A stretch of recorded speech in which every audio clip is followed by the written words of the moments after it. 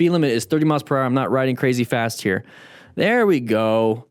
Okay, so crest of the hill. Let's take a look. Now we can see, oh, side of the vehicle. Not a big deal. It's moved off.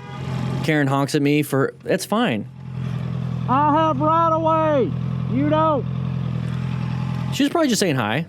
All right, so now that you saw that crest of the hill situation and that vehicle backing out. So we're talking about sides of the vehicles. We're talking about assessing relevant threats.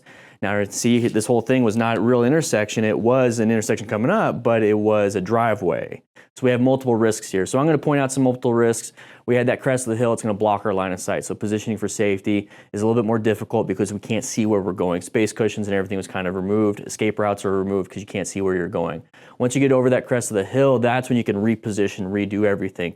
So we want to be in yellow stage. We're focused looking for active hazards just in case anything is out there. And we saw that vehicle coming out, so we moved into orange stage. We talked about that real briefly, moved into orange stage, and if we had to, we could have done a red stage maneuver to swerve out of the way.